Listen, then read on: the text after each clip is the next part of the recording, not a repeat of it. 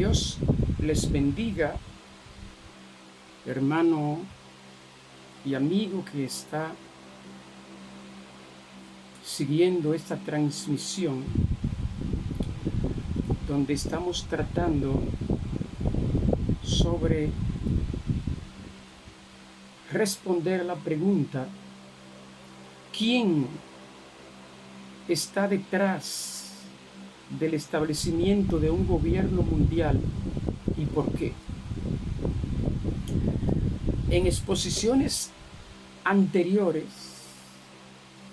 he señalado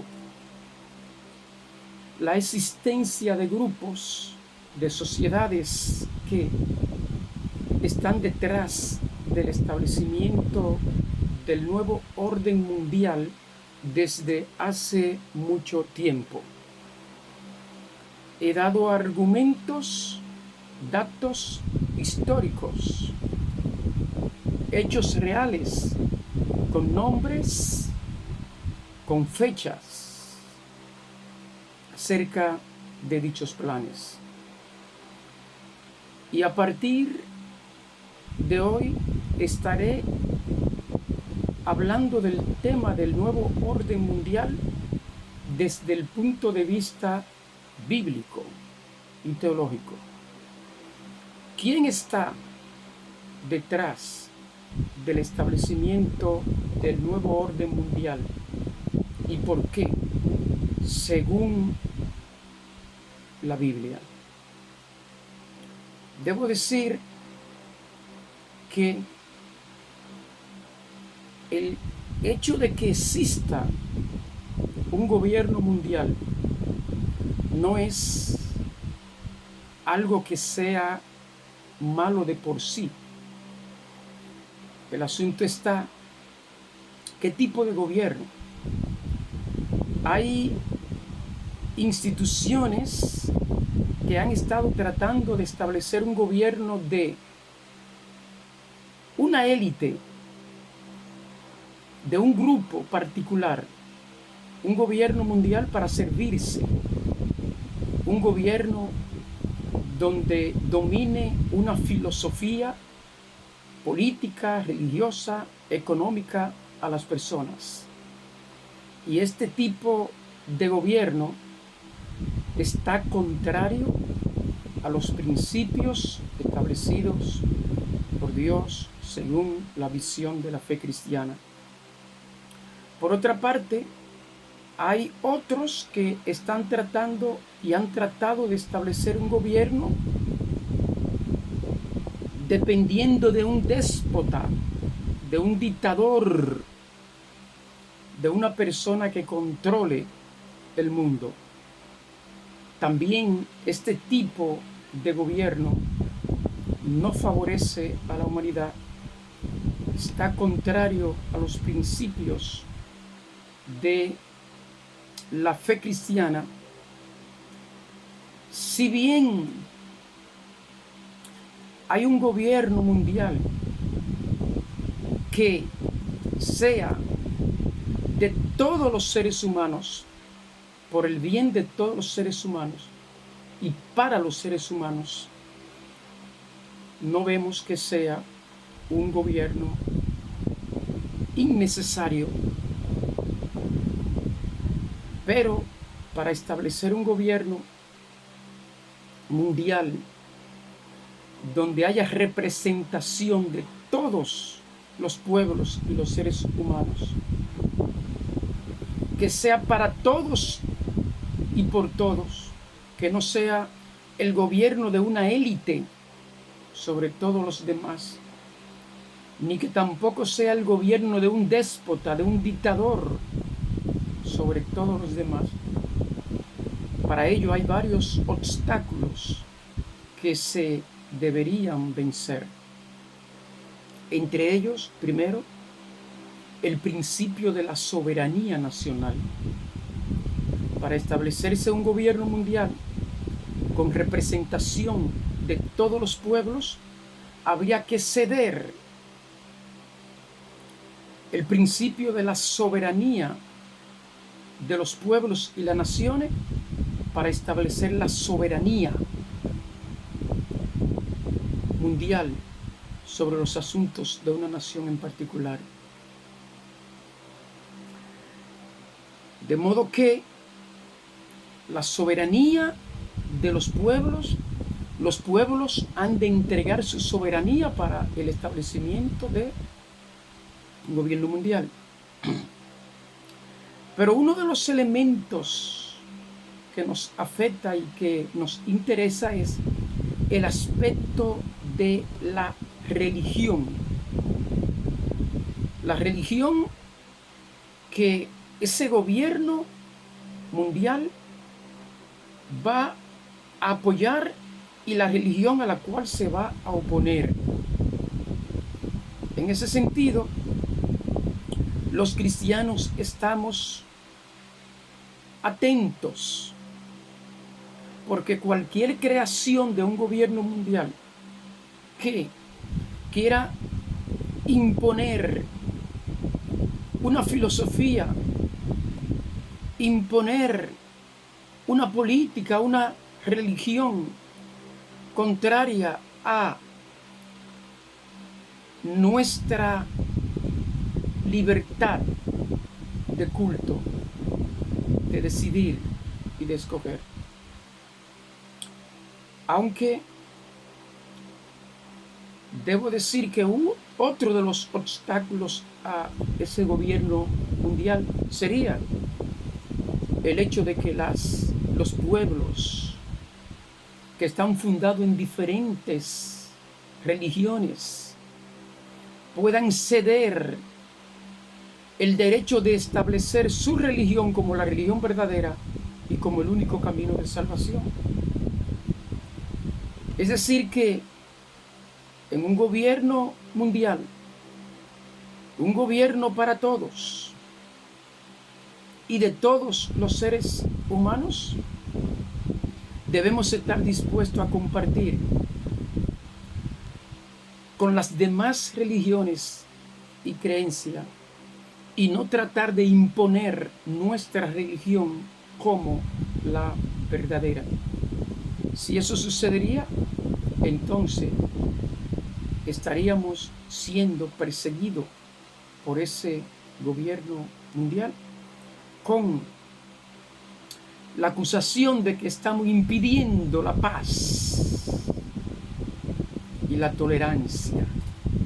La paz y la tolerancia demandarían entonces que todas las religiones actúen como verdades.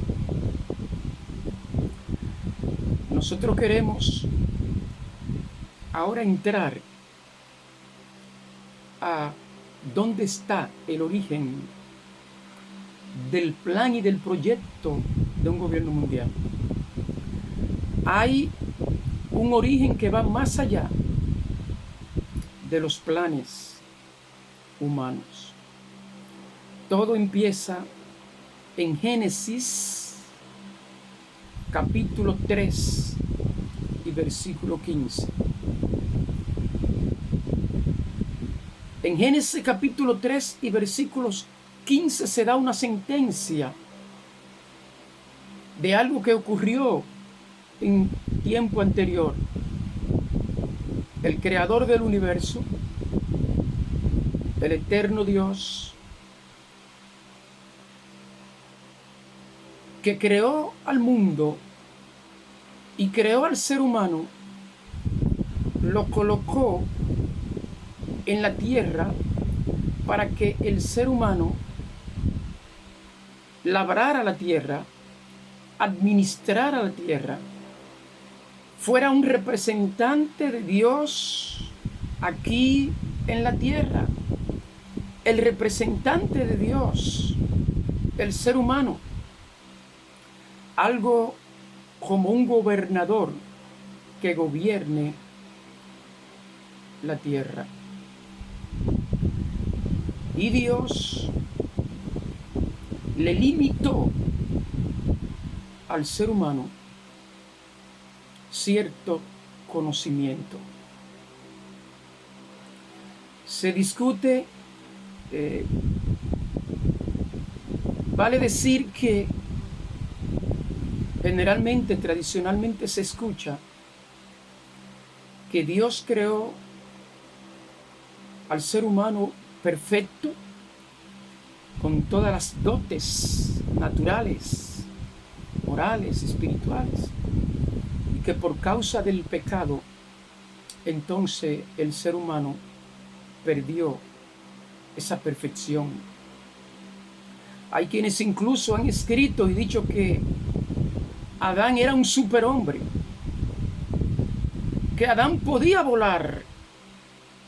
Hay libros de evangelistas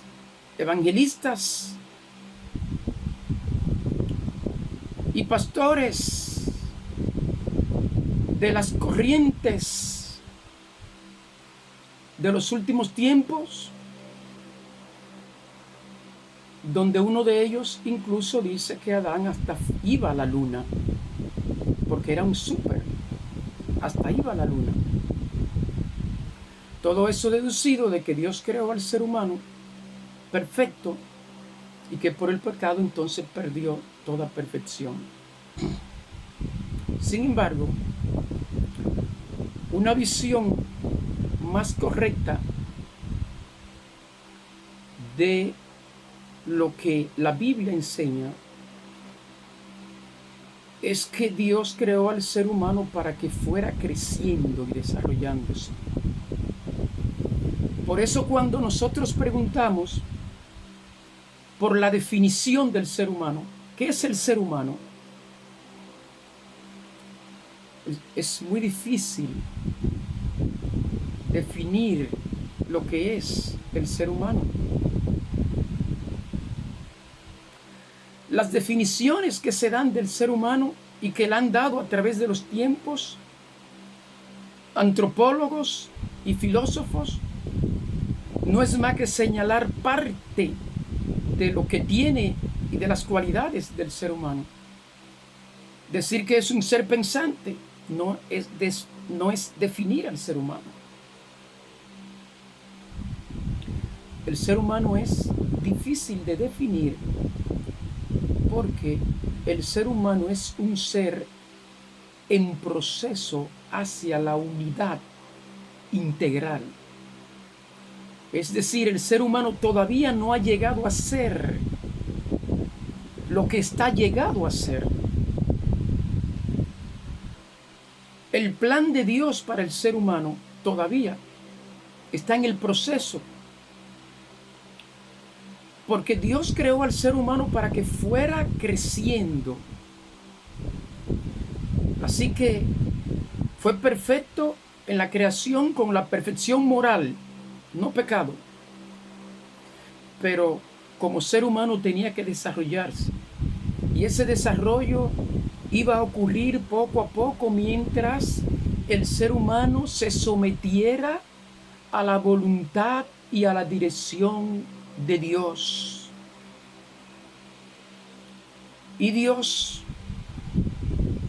le puso una prueba al ser humano. Y esa prueba fue una prueba de obediencia. Dijo Dios: ahí tiene todo árbol del campo. De todos puede comer, pero no comerás del árbol de la ciencia, del conocimiento del bien y del mal. Cuando nosotros examinamos el tipo de árbol, entendemos que estamos frente a una figura. Estamos frente a un lenguaje figurado para enseñar detrás de él una gran verdad. ¿Cuál era el fruto del árbol? El árbol del conocimiento. ¿Qué era lo que estaba en el simbolismo del árbol? Un conocimiento. un conocimiento vedado por Dios al ser humano. Y así entonces podemos entender por qué cuando el tentador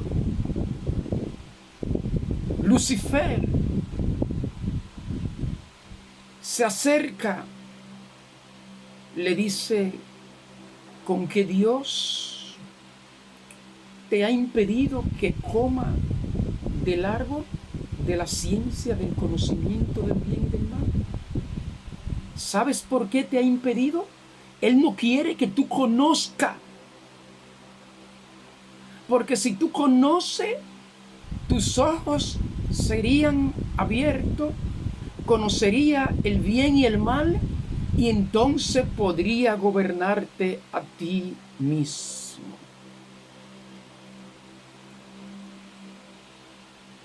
Es decir que Satanás le está diciendo al ser humano: si tú adquieres ese conocimiento, el cual Dios te ha dado, tú puedes ser como Dios y no tienes que estar sometido al gobierno de Dios. Dios quiere gobernarte y por eso no quiere que tú comas. Y le pareció bien al ser humano. La Biblia dice primero a Eva, luego a Adán. Y comieron del árbol. Y cuando comieron, sus ojos le fueron abiertos y conocieron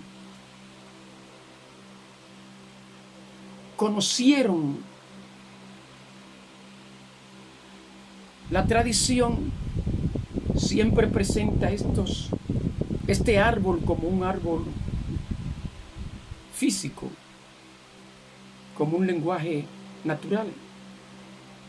Y hasta muchos se han preguntado cuál es el fruto del árbol. Unos una manzana, otro no, fue un higo. Pero este árbol es figura de un conocimiento que no se le había entregado al ser humano. Y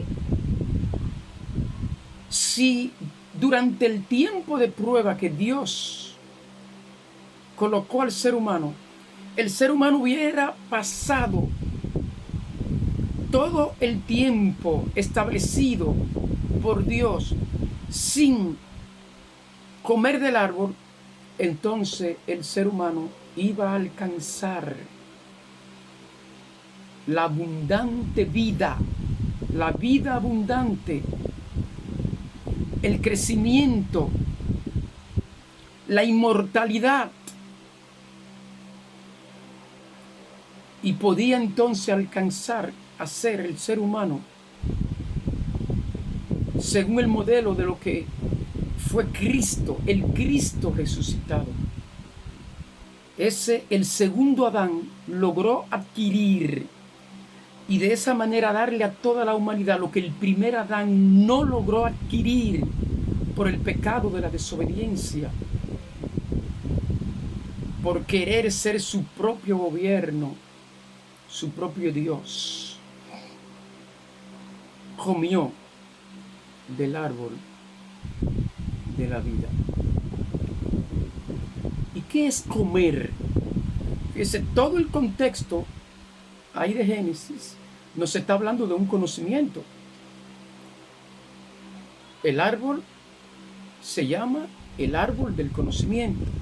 Satanás le dice: si comes, conocerá. Cuando el ser humano comió, sus ojos abrieron y tiene luz y conoció. Todo es un conocimiento. Comió. ¿Qué comió? Comer en el lenguaje figurado de la Biblia es aprender. Comer. Cómete el rollo, le dijo el Señor a Isaías. Cómete el rollo. Significa que lo estudie, que se apodere del contenido. Comió. ¿Cómo le llaman los cristianos a sus líderes? Le llaman pastores. Eso es una figura. No le llaman el líder, le llaman el pastor. ¿Por qué? Porque es una figura del pastor que guía a las ovejas para cuidarla y llevarla donde está el alimento para que coman. Dice la Biblia, dale el alimento puro, que coman la doctrina, la palabra, ovejas, comer. Lo que está diciendo es enséñale.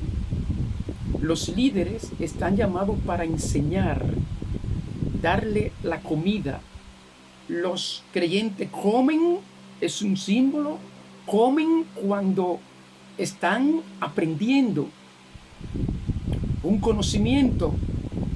Comer es aprender un conocimiento que le estaba vedado por Dios hasta un tiempo determinado. Fíjese cómo voy a ilustrarle el asunto de la prueba que Dios le puso al ser humano, que también es igual a la prueba que le puso a los seres superiores del ser humano, los que nosotros llamamos los ángeles, los del mundo superior, que también fueron creados como nosotros, con libre albedrío. Para que una persona que tenga libre albedrío pueda decidir entre el bien y el mal, entre lo correcto y lo incorrecto, para nosotros estar seguros de que decidió, hay que someterlo a una prueba donde tenga la oportunidad de tomar la decisión del bien o del mal. Entonces Dios creó al ser humano para que vaya creciendo, se vaya desarrollando en todo el sentido de la palabra, para que pueda alcanzar la naturaleza divina, la inmortalidad. Pero para eso, para lograr eso, vino la prueba. Y un ejemplo que podemos poner para que usted entienda es el siguiente. Los pueblos tienen sus ejércitos, las fuerzas armadas. Allí se capacitan a jóvenes para que defiendan a la patria, defiendan al pueblo. Esos jóvenes están siendo capacitados en el manejo de armas mortales, distintos tipos de armas.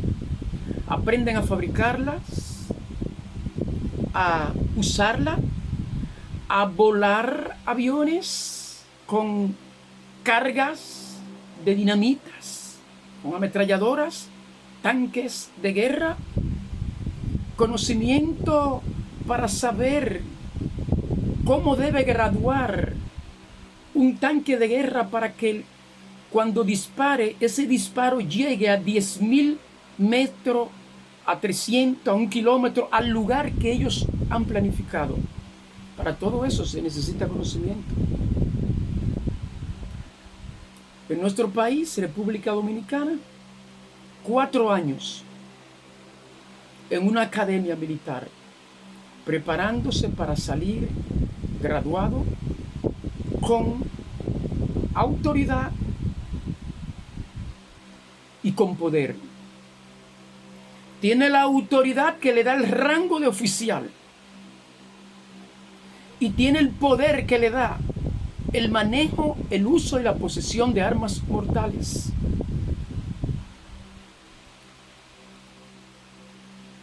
¿Va el Estado a entregarle ese poder y ese conocimiento a cualquier joven que desee inscribirse en la academia militar? Claro que no. No va a capacitar, a darle poder y autoridad a un individuo sin que primero demuestre que tiene capacidad para usar ese poder y esa autoridad de manera correcta. Así que allí, durante ese tiempo, lo están probando constantemente.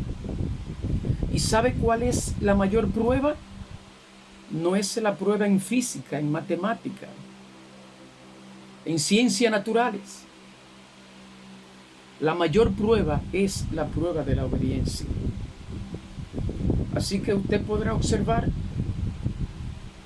a un señor muy mayor, con rango de coronel, pero que los años ya lo han debilitado, frente a este joven fuerte que con un simple empujón puede tirar al suelo a ese superior. Y sin embargo el superior lo levanta a las 3 de la mañana, le dice: soldado, venga, levántese, tírese, límpieme esos zapatos, esa bota. Cuando le entrega los zapatos, le dice: eso no está brillando, límpielo de nuevo. Hay muchas pruebas para probar la obediencia de ese candidato. ¿Por qué? Porque al final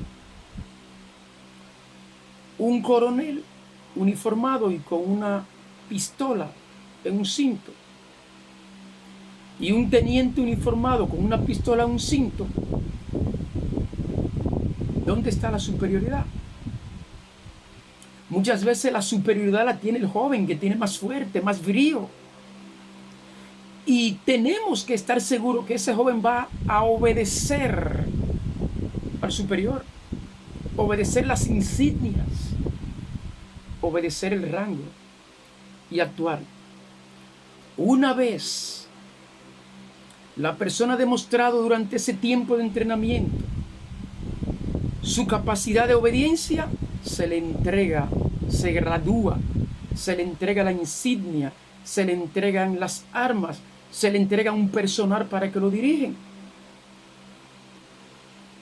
Porque fue probada la obediencia, ahora se le da la autoridad.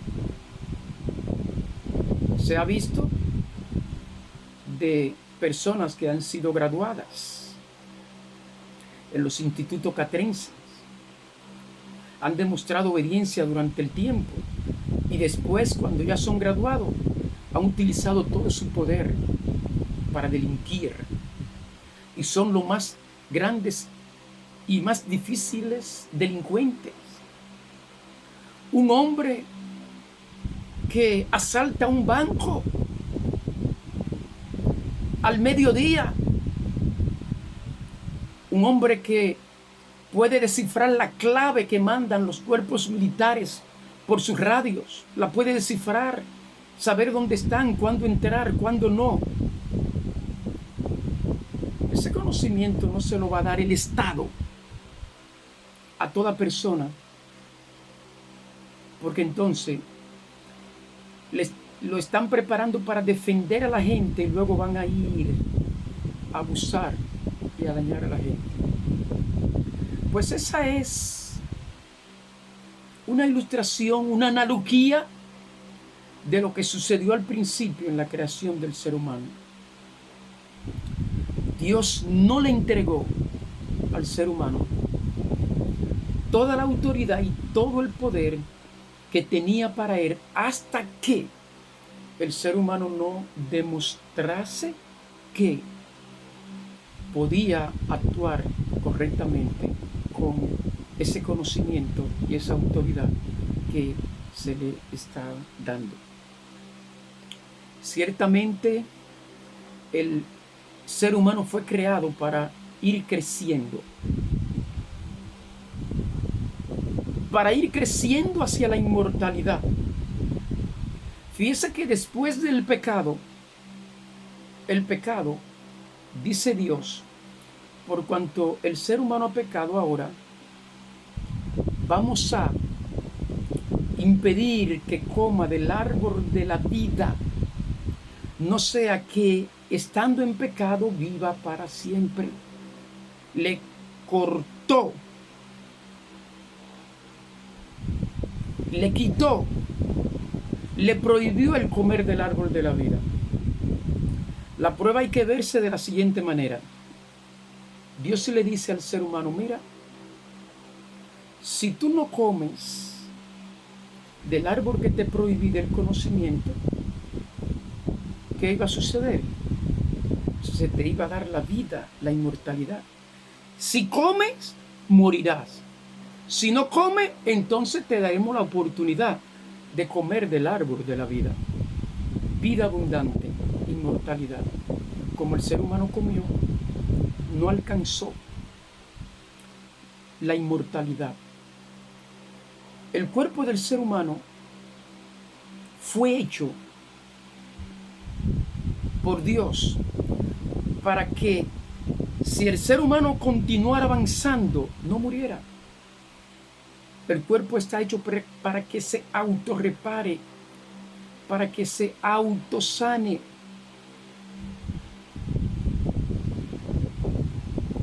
Cuando los huesos, se rompe un hueso del ser humano, ¿quién pega esos huesos? ¿Lo pega el médico? No, los médicos no pegan los huesos rotos. Los huesos se pegan ellos mismos. Lo que hace el especialista de esa área de la medicina es que le pone un yeso para inmovilizar la parte a fin de que se pueda pegar el hueso. Luego viene una cita, 21 días después le tira una radiografía a ver si el hueso se ha pegado correctamente. Si no, el tiempo. Note que se dice, mira, cuídate que tus huesos ya no se pegan por la edad. Es decir, hay un momento, un tiempo en que células van muriendo y células se van reproduciendo y ocupando ese lugar. Las heridas, la carne no la pega el médico.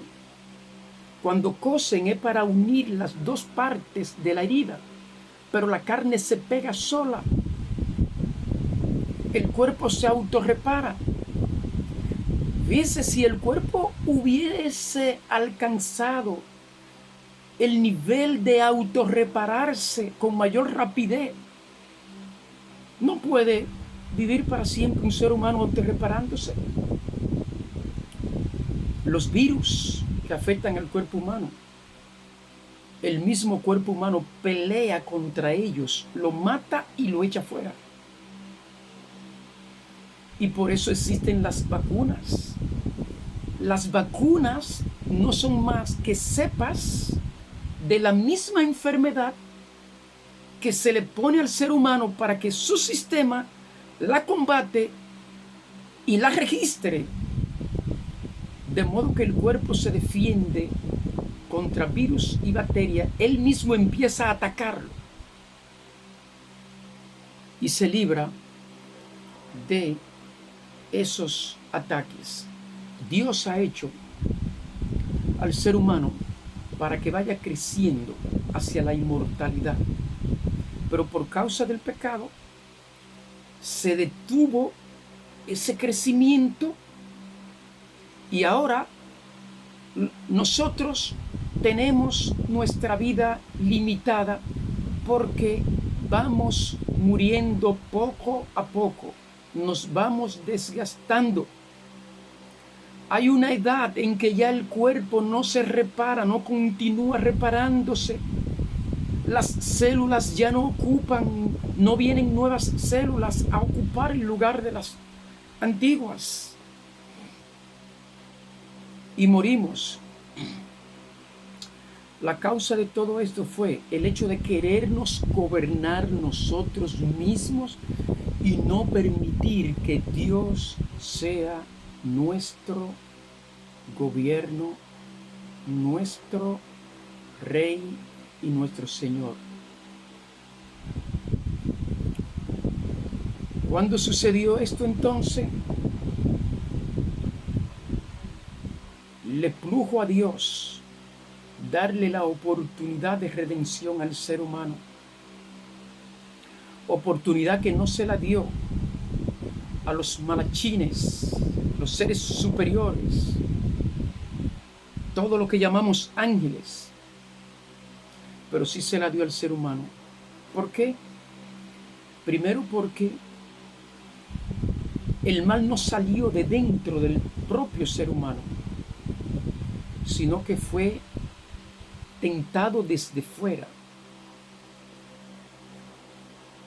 Desde fuera le entró la tentación, no fue el ser humano quien de su propio fuero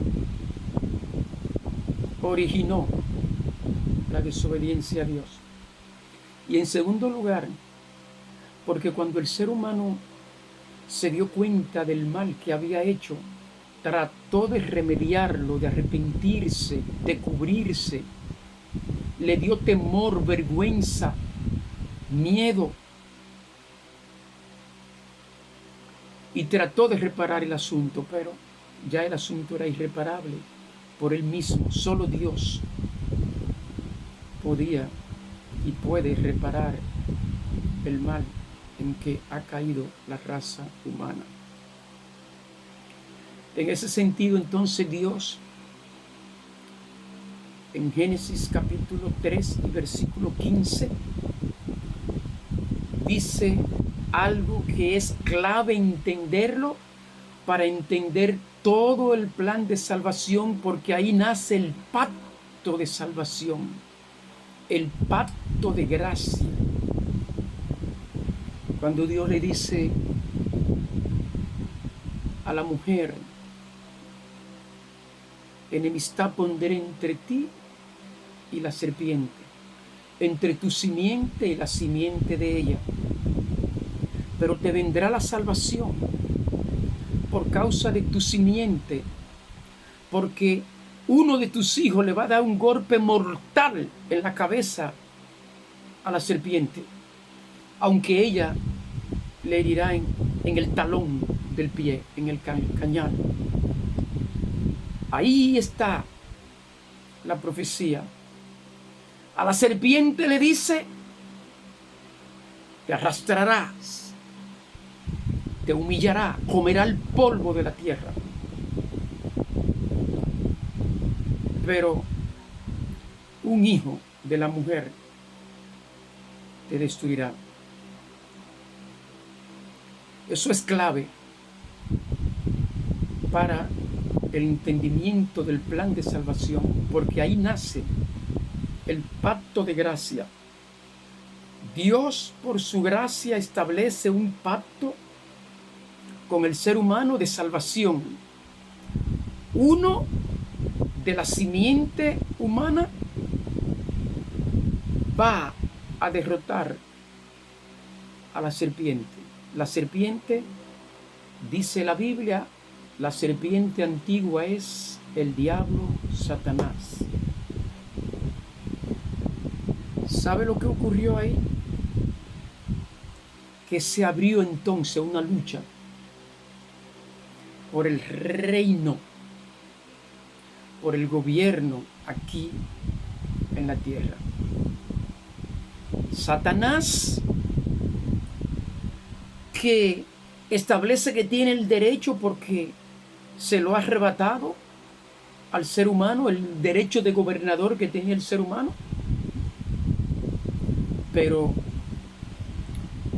la profecía de que el ser humano, vendrá un ser humano que le va a arrebatar ese derecho y ese gobierno a Satanás y le dará un golpe, una herida mortal.